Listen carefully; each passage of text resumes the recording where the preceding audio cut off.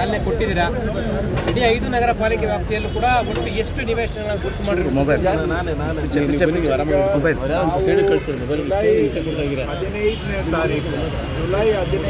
ತಾರೀಕು ನಾನು ಬೆಂಗಳೂರಿನಲ್ಲಿ ಎಲ್ಲರಿಗೂ ಮನವಿ ಮಾಡಿದೆ. ಸಾರ್ವಜನಿಕ ಜಾಗಗಳಲ್ಲಿ ಸುರಿದಿರುವ ಡೆಬ್ರೀಸು, ಕಳೆ ನಾವು ಪಾಲಿಕೆ ವತಿಯಿಂದ ಕ್ಲೀನ್ ಮಾಡ್ತೇವೆ. ಪಾಲಿಕೆ ಒಂದೇ ಅಲ್ಲ, ಮೆಟ್ರೋ, ಕೆ ರೈಡು, ಹಾಗೆ KEDB, PDA, ಬೆಸ್ಕಾಮು ಇವೆಲ್ಲ ಸೇರಿಕೊಂಡು ಸಾರ್ವಜನಿಕ ಜಾಗದಲ್ಲಿ ಇರುವಂಥ ಡೆಬ್ರಿಸ್ ಲೆಗೆಸಿ ಸುಮಾರು ವರ್ಷಗಳಿಂದ ಸುರಿದಿರೋದನ್ನು ನಾವು ಕ್ಲಿಯರ್ ಮಾಡ್ತೇವೆ.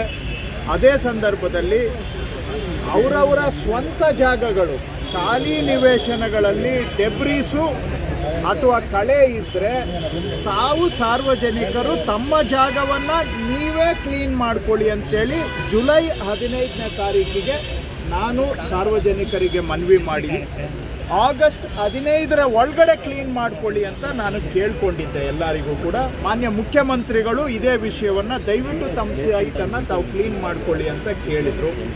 ನಾನು ಮಧ್ಯದಲ್ಲೂ ಕೂಡ ಮಾಧ್ಯಮದ ಮುಖಾಂತರ ಮತ್ತು ಯೋಜನೆಗಳಡಿ ಸೈಟ್ ಪಡ್ಕೊಂಡಿರ್ತಕ್ಕಂಥ ಫಲಾನುಭವಿಗಳಿಗೆ ಯಾವ ರೀತಿ ನಿರ್ಣಯ ಮಾಡಿದ್ರು? ಈಗ ಮುಖ್ಯಮಂತ್ರಿಗಳು ತಮ್ಮದೇ ಆದಂಥ ಆಲೋಚನೆಯನ್ನು ಅದ್ರ ಬಗ್ಗೆ ಹೇಳಿದ್ದಾರೆ. ಅವ್ರ ಹತ್ರ ಚರ್ಚೆ ಮಾಡಿ ತೀರ್ಮಾನ ಮಾಡೋಣ.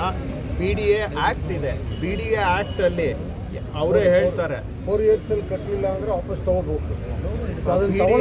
ಆ್ಯಕ್ಟಲ್ಲಿ ಇದೆ. ಇದು ತಗೊಳಕ್ ಪ್ರಾರಂಭ ಮಾಡಿದ್ರೆ ಮತ್ತೆ ಇದೇ ತರ ಅದು ಸ್ಟಾರ್ಟ್ ಆಗ್ತದೆ. ಆಕ್ಚುಲಿ ಜನನೇ ಈಗ, ಯಾಕಂದ್ರೆ ಇದು ಸಾಮಾನ್ಯ ಜನಕ್ಕೆ ಮನೆ ಕಟ್ಟಿಗೆ ಕೊಟ್ಟಿರುವಂಥದ್ದು. ಅವ್ರು ಕಟ್ಟನೆ ಖಾಲಿ ಹಿಡ್ಕೊಳ್ಳೋದು ಕಾನೂನು ಅಡಿಯಲ್ಲಿ ಸರಿ ಅಲ್ಲ. ಅದು ಇನ್ನೂ ನಾವು ಅದ್ರ ಬಗ್ಗೆ ಇದು ಮಾಡಿಲ್ಲ. ಅದನ್ನ ಮುಂದೆ ಮಾಡೋಣ. ಈಗ ಇರ್ಲಿ, ಸಡನ್ ಆಗಿ ಎಲ್ಲ ಮಾಡೋಕ್ಕಾಗಲ್ವಲ್ಲ. ಅದ್ರ ಬಗ್ಗೆ ಒಂದು ಸ್ವಲ್ಪ ಸ್ಟಡಿ ಮಾಡಿಬಿಟ್ಟು ಮಾಡೋಣ. ಈಗೆಲ್ಲ ಕ್ಲಿಕ್ ಮಾಡಲಿ, ಇದು ಮೆಸೇಜ್ ಹೋಗ್ಲಿ ನಿಮ್ಮ ಮುಖಾಂತರ. ಖಾಲಿ ಇಟ್ಟರೆ ಮತ್ತೆ ಸರ್ಕಾರ ಅದ್ರ ಬಗ್ಗೆ ಆಲೋಚನೆ ಮಾಡಿ ವಾಪಸ್ ತಗೊಳ್ಳೋದು ಕಾನೂನಲ್ಲಿದೆ. ಸರ್ಕಾರ ಏನು ಹೊಸದಾಗೇನು ಕಾನೂನು ಮಾಡಬೇಕಾಗಿಲ್ಲ ಅದಕ್ಕೆ. ಸೊ ಅದನ್ನು ಸ್ವಲ್ಪ ಆದಷ್ಟು ಬೇಗ ಮನೆಗೆ ಕಟ್ಕೊಳ್ಳೋವಂಥದ್ದು ಎಲ್ಲರೂ ಮಾಡಿಕೊಂಡ್ರೆ ಒಳ್ಳೇದು. ಈಗ ಮೈಸೂರು ಹೇಳ್ದಂಗೆ ಸರ್ಕಾರಕ್ಕೆ ನಿಮ್ಮ ಸೈಟ್ ತಗೊಳ್ಬೇಕು ಅಂತ ಏನು ಇಲ್ಲ. ನಾವು ಕೇಳ್ತಾ ಇರೋದು ಕ್ಲೀನ್ ಮಾಡಿ ಇಟ್ಕೊಳ್ಳಿ. ಬೆಂಗಳೂರು ಸುಧಾರಣೆ ಆಗುತ್ತೆ, ಬದುಕೋ ಜನಗಳಿಗೂ ಆರೋಗ್ಯ ಚೆನ್ನಾಗಿರುತ್ತೆ. ಅಷ್ಟೇ ಉದ್ದೇಶ ಬಿಟ್ಟರೆ ಬೇರೆ ಯಾವುದೂ ಉದ್ದೇಶ ಇಲ್ಲ. ಕಾನೂನು ಪಾಲನೆ ಮಾಡಿ ಅಂತ ನಮ್ದು ಎಲ್ಲರದು ಮನವಿ ಅಷ್ಟೇ. ಜಾಗವನ್ನು ಖಾಸಗೀಕರಣ ಮಾಡಬಾರ್ದು ಅಂತ ಕಮ್ಮಿ ಇದೆ. ಮುಖ್ಯಮಂತ್ರಿಗಳ ಹತ್ರ ಚರ್ಚೆ ಮಾಡಿ ಮುಂದಿನ ತೀರ್ಮಾನ ತಗೊಳ್ತೇವೆ. ಅದು ನನ್ನ ಇಲಾಖೆಗೆ ಬರೋದಿಲ್ಲ. ಅದು ಆ ತೋಟಗಾರಿಕಾ ಇಲಾಖೆ ವಿಷಯ ಇದೆ. ಆದರೂ ನಾವು ಕ್ಯಾಬಿನೆಟಲ್ಲಿ ಅದನ್ನು ಡಿಸ್ಕಸ್ ಮಾಡ್ತೇವೆ. ಮತ್ತೊಂದು ಪ್ರಶ್ನೆ ಸರ್, ಈ ದೊಡ್ಡ ಅಪಾರ್ಟ್ಮೆಂಟ್ಗಳು, ಹೋಟೆಲ್ಗಳು ಇವೆಲ್ಲವೂ ಕೂಡ ತ್ಯಾಜ್ಯ ವಿಲೇವಾರಿ ಹೇಗೆ ಮಾಡ್ತಾ ಇದ್ದಾರೆ ಅನ್ನೋದು ಕೂಡ ಗೊತ್ತಾಗ್ತಿಲ್ಲ.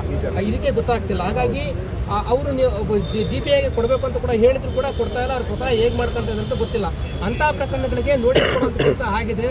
ಬಲ್ಕಲ್ಲಿ ಕಸ ಕೊಡೋ ವಿಚಾರವ ಸಂಬಂಧಪಟ್ಟಂತೆ ಏನು ನಿರ್ಣಯ ತೆಗೆದುಕೊಳ್ತೀರಾ? ಹೋಟೆಲ್ಗಳಿಗೆ, ಅಪಾರ್ಟ್ಮೆಂಟ್ಗಳಿಗೆ, ದೊಡ್ಡ ರೆಸ್ಟೋರೆಂಟ್ಗಳಿಗೆ ಏನು ಇವತ್ತು ಹೆಚ್ಚಾಗಿ ಮಾತಾಡೋಕ್ಕೆ ಹೋಗೋದಿಲ್ಲ. ಆದರೂ ಯಾಕಂದರೆ ಅದ್ರ ಬಗ್ಗೆ ಕಸದ್ದು ಸ್ಟಾರ್ಟ್ ಮಾಡಿದಾಗ ಇವೆಲ್ಲ ಪಾಯಿಂಟ್ ಬೈ ಪಾಯಿಂಟ್ ನಿಮಗೆ ಎಕ್ಸ್ಪ್ಲೈನ್ ಮಾಡ್ತೇನೆ. ಇವತ್ತು ಈ ಸಬ್ಜೆಕ್ಟ್ ಆದರೂ ನಿಮಗೆ ಸಂಕ್ಷಿಪ್ತವಾಗಿ ನೀವು ಕೇಳಿದ್ರಿಂದ ಹೇಳ್ತೇನೆ. ಸುಮಾರು ಬಲ್ಕ್ ಜನರೇಟರ್ ಕಾನೂನು ಬಾಹಿರವಾಗಿ, ಇಲ್ಲೀಗಲ್ ಆಗಿ ನಮ್ಮ ಲೋಕಲ್ ಮನೆ ಕಸ ಕಲೆಕ್ಟ್ ಮಾಡೋರ ಕೈಗೆ ಕಸ ಕೊಡ್ತಾ ಇದ್ದಾರೆ. ಇದು ಇಲ್ಲೀಗಲ್. ಅದರಿಂದನೇ ಕಸ ನಿರ್ವಹಣೆ ಜನಗಳದ್ದು ಮನೆ ಬಾಗಿಲಿಗೆ ಹೋಗಿ ಇವ್ರು ಯಾಕೆ ಕಲೆಕ್ಟ್ ಮಾಡ್ತಾ ಇಲ್ಲ ಅಂದರೆ, ಬಲ್ಕ್ ಜನರೇಟ್ರು ಕೂಡ ಇವ್ರ ಕೈಗೆ ಕೊಟ್ಟು ಆ ಇರೋ ಕೆಪಾಸಿಟಿ ಎಲ್ಲ ಬಲ್ಕ್ ಜನರೇಟರೇ ಕೊಟ್ಬಿಟ್ರೆ ಕಸ, ಇನ್ನು ಮನೆಯಿಂದ ಕಸ ಕಲೆಕ್ಟ್ ಮಾಡೋಕ್ಕಾಗದೆ ಅವರು ತಗೊಂಡು ಬಂದು ರೋಡ್ ಸೈಡಲ್ಲಿ ಬಿಸಾಕುವಂಥದ್ದು ಆಗ್ತಾ ಇದೆ. ಈ ಒಂದು ನೆಕ್ಸಸ್ಸಿಗೆ ಕಡಿವಾಣ ಹಾಕ್ತೇವೆ. ಮುಂದಿನ ದಿನ ಹೇಗೆ ಕಡಿವಾಣ ಹಾಕ್ತೀವಿ ಅನ್ನೋದು ತಮ್ಮ ಜೊತೆ ಮುಂದಿನ ದಿನ ದೊಡ್ಡ ಮಟ್ಟದ ಕಟ್ಟಡ ತೆರವು